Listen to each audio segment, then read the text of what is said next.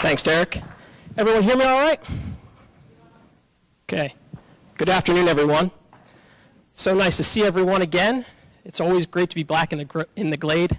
Can I get a show of hands of who was at the May presentation that we had, informational meetings? Great, I see a lot of familiar faces. Well, welcome back. We have a lot to show you today, and let me just review with you the agenda. I want to go over a brief welcome and introduction of who we are as a company and what we've been engaged to do here.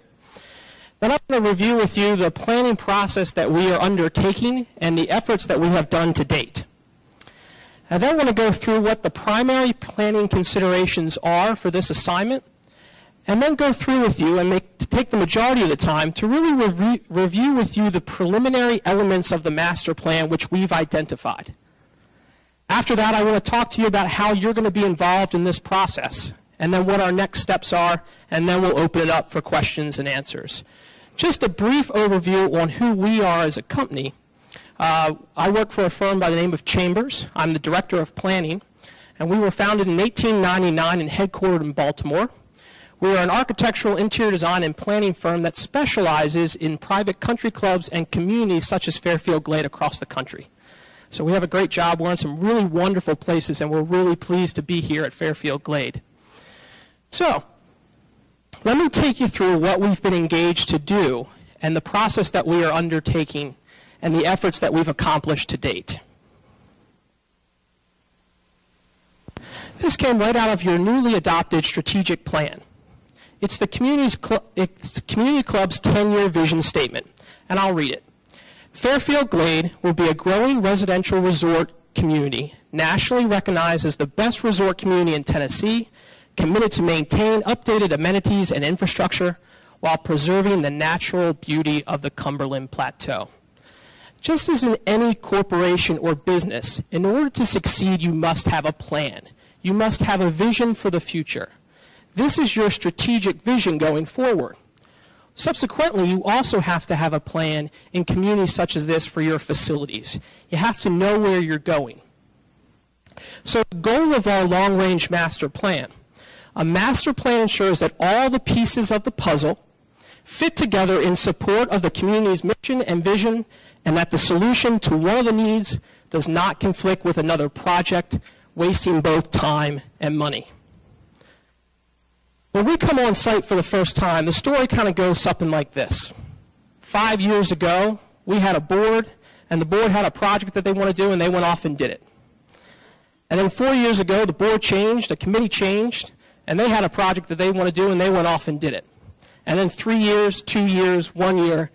And after 5 years, you take a step back and look where you've been, where you are, and you say, gosh, they were all really good objectives and good intentions.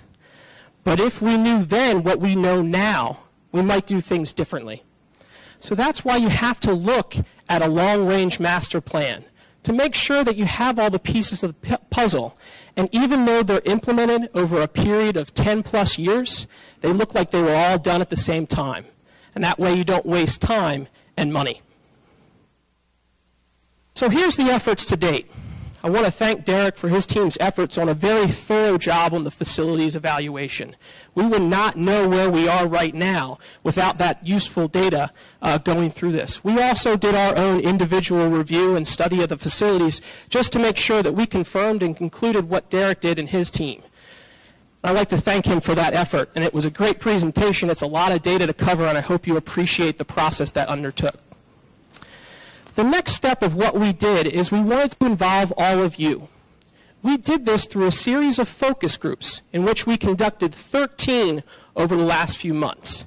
And this included discussions with various committees, various management teams and staff, as well as all of you, the residents. And we were very successful. We just had an open dialogue and discussion about where do you want to be? What do you want to be? And how can we improve the program that we have here and implement those in the plan? With that knowledge, we met with the board and discussed as a team how we could develop some considerations for this planning process. And I'm going to share those with you as we go forward. The next step, and that community input and prioritization, that's what today and the next couple of weeks are all about.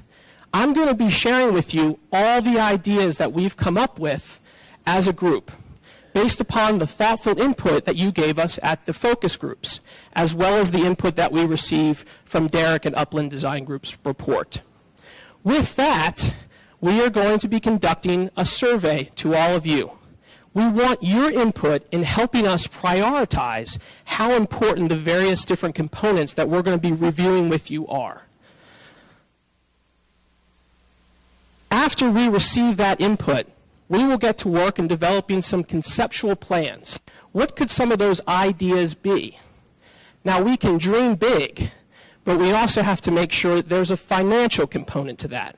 So whatever we come up with from a concept standpoint has to be implemented from a financial standpoint as well. So then we're able to map this all out in one logical plan that we can come back to you in October and have a meeting such as this that reviews with you the prioritization that you provided us on the survey, takes into account some concepts that we've come up with, takes into account some financial parameters of what those concepts might cost and how they may be implemented and paid for. And then we would roll into the plan implementation. So that's what we're all about today and over the next several weeks and months. So what are those primary planning considerations that I talked about? Well, let's review them. The first one is we need to address the required deferred maintenance identified in the Upland Design Group's facility evaluation. You see that it's close to $1 million worth of funds just to replace or repair what you have now. That's no improvements to any of your experience whatsoever. It's just making sure that we address the current needs of the facility. If we're going to do that, why don't we look at some improvements that would enhance your experience here at the Glade? What are things that we can do to provide you with value and enhance what you do here on a day-to-day basis? Long term, we have to establish the ideal synergies and relationships and adjacencies for the various facilities and activities. I'll give you one example. When this facility was built, you designed it to have a facility for banquets, but you don't have a large enough parking lot to support the banquets that you have currently here. And I'm not sure if anyone has been in the kitchen that is back there, but I'm sure you all have. I'm probably pretty sure that you have kitchens larger in your homes than the one here. So is this the most logical place for having banquets? Is there a better opportunity that would work well going forward in the future to enhance your experience? We have to make sure that whatever we do, that we improve the operational efficiencies and how Mr. Weber and his team manages this facility. So that has to be a key component of what we look at. We also want to recognize the trends in community planning for potential new residents, i.e. baby boomers, and etc. What are some of those things out there that will attract future residents and that will improve the experience here? And lastly, and not to be forgotten, we have to develop a fiscally conservative plan that provides increased community and home values. If you improve the experience here, you improve the facilities, you automatically improve the home values and the community values for the dues that you pay here. So let me walk through some of those elements of the community master plan that we have identified. I want to caution you on a few things and things to remember when you're reviewing. Again, Bob mentioned this in his first introduction, but this is a long-range master plan consisting of approximately 20 components that encompass the majority of the community facility, buildings, and amenities, and is intended to be implemented over a 10+ years. I don't want to scare everyone that thinks we're going to go off and do this tomorrow. Okay? There is a lot of components to it. The prioritization that I have up here is in no particular order. It actually follows Upland Design Group's presentation of the facilities that they walked you through. The reason being is we really want your input. We want to make sure through this survey that we have your input on what the most important components are for this plan. really help us to prioritize. Now, I'll tell you, there is a logical sequence of what you would do. So as well as your input, we need to address those required deferred maintenance as well. Just because something might not be the most important, but it may be fallen down, we still have to address that. And the last one is, we need to make sure that whatever we do, it's supported by proper financial planning and the appropriate return on investment in the long run. So let's start this. And just so everyone knows, this presentation will be available online. The text, as I said, there's a lot of it, so I tried to make it as big as possible, but we'll go through some of this rather quickly. We want to look into the renovation of Heatherhurst Clubhouse. As Derek mentioned in his report, it has solid bones. It has some aesthetic issues that we might want to address. So in our planning for the community, we need to address aesthetically upgrading and maybe some functionality improvements that could be improved as we look at renovations to Heatherhurst. We want to look at renovating the community center here, this building, with repurposing some of this banquet space. Is there a better location for some of the banquets that go on here into another location? And I'll address that with you later. We need to look into the replacement of Dorchester's clubhouse. If we were going to replace it, should we look at where it's sited on the current site plan? Is there opportunities where we could take into account having some really great vistas looking down 9th Fairway, overlooking the pond there? Maybe we should look into that when we do some studies for that as well. As Derek said, we need to look into the renovation of Dorchester Pool Cabana, whether that's renovation or whether it's replacement. We know that some improvements need to happen with regard to shade, with regard to some ventilation that you have in the current pool cabana. We want to look at renovating Dartmoor Marina and possibly studying establishing a casual seasonal seafood restaurant at Dartmoor. You have some amazing views overlooking the lakes there, and is that an opportunity that we could study?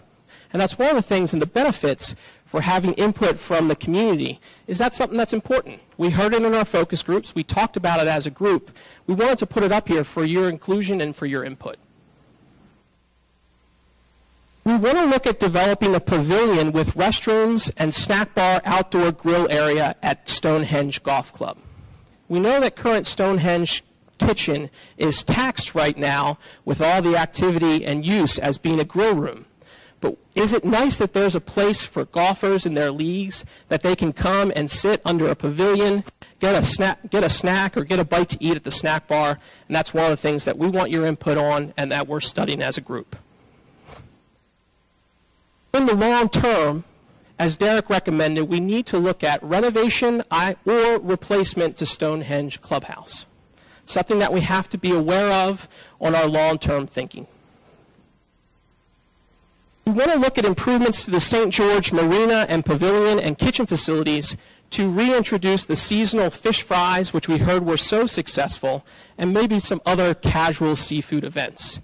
Maybe this is something that we try on as an opportunity to see whether something that Dartmoor would be more beneficial, establishing it as more of a permanent event. And we also need to look at renovation of St. George Marina building, maybe replacement, maybe renovation, something that we have to study. In our discussions with various committee members of looking at the tennis and racket sports, we know that the current courts at Dorchester and Druitt Hills are underutilized, and that there is an opportunity to have a centralized racket sports facility by possibly relocating some of those courts over to an expanded racket sports complex for a centralized facility. That's one thing that we want to study and we want your input on. And with regard to the clubhouse that's there, we look to renovate or replace that current clubhouse for improved tennis operations and service offerings with an updated look. We want to look at the multi-purpose building. We had a great meeting with the library committee, and I know that they are taxed with space. You guys must read a lot. So we want to look at establishing a little bit more space and eventually long-term look at the appropriate usage of that building. Now, I think in the short term, knowing that the food and beverage offering, and one of your most important ones, is your Fireside and Legends. So we want to look on the short term, rather inexpensively possibly, at studying any improvements that we can do there. Right now, it's kind of quasi a banquet room, quasi a residence bar and grill. Is there a way that we can improve some of those spaces to make it feel more intimate and more of a better experience? However, in the long term, we want to look at redeveloping Druid Hills Complex to include a new clubhouse where the swimming pool might be located and a repurposed multi-purpose building. Now, what our thinking would be is if we repurpose this building and the banquet space that's here, would possibly the best place be for a banquet and large event offering would probably be at Druid Hills. You have the parking that's available there, and we could establish a dedicated kitchen line specifically for banquets, but also have a resident food and beverage offering there as well. We need to look at replacement of the Druid Hills pool cabana. As in Derek's report, we know it's in a pretty dire need right now, and that's something that we need to look at in our long-range planning. Now, a couple of components that weren't included in Upland's report that we wanted to study as a group and that came out of our community input and focus groups. We want to provide and improve the sense of arrival at the four-way stop at the corners of Peavine and Stonehenge. We heard it many, many times over that there's really no sense of arrival. When you're going along Peavine, I've arrived someplace. This is really special. And I think that can be done with some inexpensive signage and some sort of a welcoming atmosphere there as you approach it. We would obviously want to coordinate this with whatever Wyndham is developing for their check-in building. We know one of the exciting events that you have is at Mirror Lake. We know there are issues that you have with your events there. So we want to look at developing an outdoor amphitheater with some terrace hill seating, a bandstand, restroom facilities, and some places for additional parking. We want to look at improving Robin Hood Park to increase the usage and improve the handicap accessibility to that facility. And lastly, we want to look at developing a pavilion with restrooms at the northwest corner of Peavine and Stonehenge for community events, arts and crafts, farmers market, a small pavilion that could be there with some dedicated restrooms as opposed to the current porta potties that you have there now, and make it more of an attraction and great for community events. So that's really an overview of all the elements that we've talked about as a committee based upon the input that we received during the focus groups. Now, what's the next step? I want you all to remain calm. We're talking about a lot of different components here, and this would be implemented in a long-range plan. We need your help in this process. In the next couple weeks, you should be receiving, via online and hard copy, the ability to fill out a survey that talks about each one of these components. It talks about how important they are to you in your individual experience, and then asks, when do you think the ideal time is to implement it? Is it something that should be done yesterday, or is it something that should be done 15 years from now or never? We want your help in trying to prioritize these. But I just wanted you to remain calm. I know I shared with you a lot of information, but we have to think this as a logical process and a long-range plan. So at this time, I'd like to open it up for questions. We have set up 2 microphones at either side. This presentation is being recorded, so if you have a question, please proceed back to the microphones, and we'll ask you one at a time to ask your questions so it all can be recorded. So if you have your hand up and want to go, just step back to the microphone so we can hear you. Yes, sir. The bullet points that you had on a couple of slides back, are those in order of your preference as to when they should be completed? Good question. No, I tried to cover that in the presentation. They were ordered in the order that Upland presented their presentation findings, because we have not done any prioritization from our standpoint, because it's fluid and we want to hear from you. Thank you. Yes, sir. Hi, my name is Bob Emmerich over in Lisa Lane. I know there are many people in this room who have had experiences with business planning, strategic planning, budgeting processes, and so on, especially in a corporate life. I've had over 30 years in corporate life, about a third of them in senior executive management. And we used to go through this as a routine, at least once a year, to do business planning, strategic planning, and so on. And I commend the folks, and you folks who made this presentation today. It's very insightful, it's very visionary, and it's very what-ify. And the what-if comes down to, what if we could afford it and had unlimited funds? So one thing that has not been addressed, and maybe you will, but it's, where does this money come from? Well, in corporate life, you either have to increase prices, or you cut costs somewhere, or you go out and you float a bond or whatever, or you increase sales. When we look at our means of generating revenue here, they're either going to come from more people coming into the Glade and paying more taxes and more fees. They're going to look at us going out and floating bonds and getting financing, or doing assessments. When we look at the future over the next 10 or 15 years, particularly given the national economy the way it is and locally, I think for those of us who are retired in Fat City, I don't think we can expect that as we look at, because what's happened to 401ks, retirement plans, and so on, I think has changed the whole mentality of what retirement is about. I don't think we're going to see over the short term, or over the next 10, 15 years, a big outflow of retirees buying second homes, buying retirement homes, and so on. I think the whole mentality has to change when people are staying closer at home. They're going to be staying with their kids. They're going to be reassessing. They're going to work longer, and so on. So, number one, I don't think we can look forward to an incredible growth stream of new people coming in, which leaves financing outside or assessments. Getting to those points, I know some of those would be sore points and they cost money. I would hope that the board and the people who follow this out follow a very, very analytical process and apply considerable rigor to it. Because when you look at this, when we used to go through business plan, whatever, you go out to all the groups and you say, okay, come in and tell us what you need. Well, you go to engineering, manufacturing, assembly, R&D, they all come in and tell you what you need.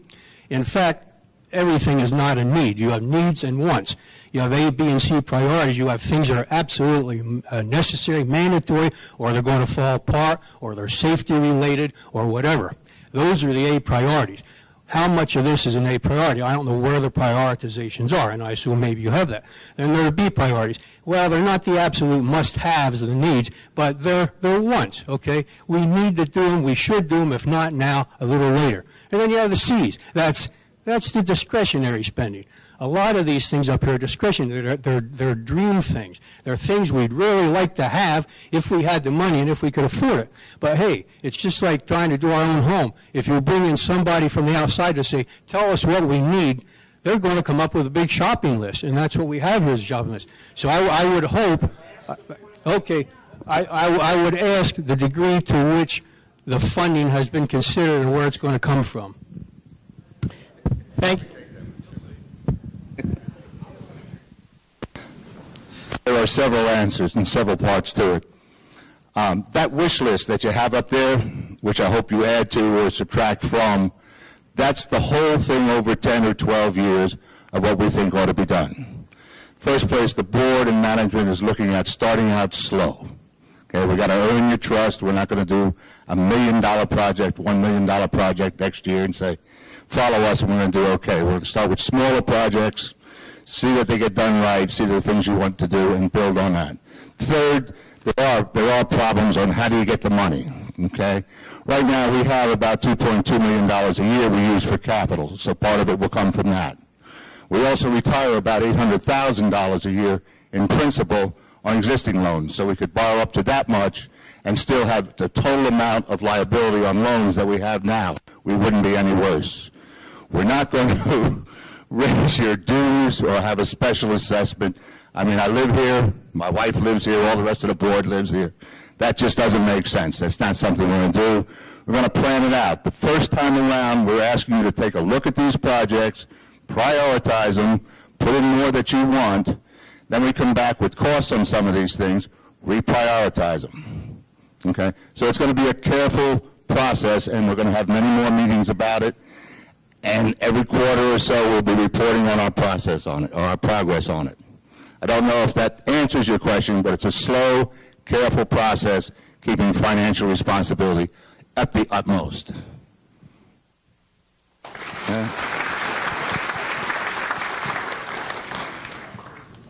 Next question. Can you hear me?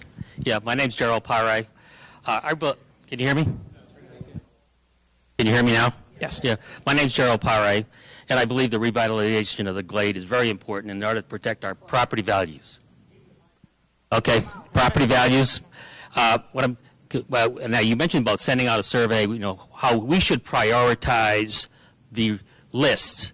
But what I'm concerned about is how can of course I can say what I like and dislike, and other people can say what they like or dislike as their priority. But how do we, I would think with the experience that you demonstrated and the experience that you profess concerning other communities, how can we gain insight that our money spent would get our best bang for our buck concerning attraction of new residents, so we could plan ahead from prioritize with some insight as opposed to what like or dislike, that we get attraction of new residents so that we have a bigger income stream and therefore moving forward on a better sound financial footing.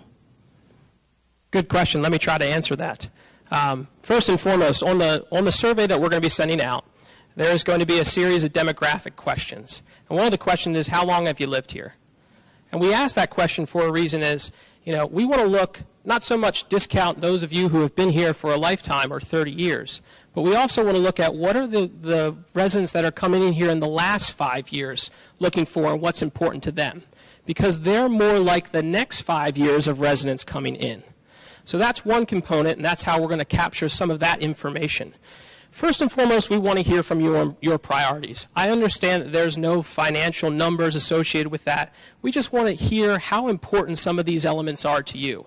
We're going to take that as major considerations when we go back and look at all the other components that make up the prioritization. What are other communities doing in our experience? What are some of the required deferred maintenance that we need? And what are those items that will receive the most return on investment and money well spent? I have one other question. You may have covered this. You mentioned that part of the challenge is we'll have leadership over time that each group may not have the same goals. And so you end up in 5 years with maybe conflicting results. So if the board adopts this master plan, and can you talk a little bit about what constraints there are for the board to follow this master plan in the future? So for example, in 5 years from now, the new board says, well, guess what? We're ditching the master plan and we're going to do something else. I mean, can you talk about how that would work? Sure. Thank you. Just as in the strategic plan, as a master plan facilities, it is a living document. It shouldn't be, this is what we did in 2012. We'll put it on the shelf until 2014 when we want to look at implement something. It needs to be continually evaluated based upon the current market needs, based upon the current financial strength of the community, and all different sorts of elements. So from it's not cast in stone. It needs to be updated, but it is a plan that is a living document that can guide the boards through over the various times of governance. So I don't. Sure. Since I'm on the board, there is no guarantee. That's the first thing, okay? It's why you have to go public with it. You have to put it on the website. You have to put it in writing. You have to have these meetings so the membership knows about it. So the membership can come back to the board, who's ever on the board at that time, and say, hey, this is what we were supposed to do on a quarterly basis or whatever it is, and enough to keep them on track. Okay, the second thing is the board doesn't turn that quick. I mean, every 3 years, 1 or 2 members leave. So there's a consistency of the majority of the board over a period of time.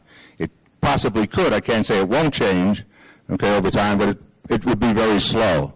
But you have to keep this in front of everybody, so the goals are always out there, so you get comments back, so the board is too afraid to change it too much. I mean, it's pretty much that simple, I think. Yes, sir. Thank you. A couple of things that really concern me, and the first really is this building right here. Approximately 4 years old, and we're already looking at $100,000 worth of upgrade, we'll call it. What is to say that down the road in a 10 or even 15 or 20 year period that we're not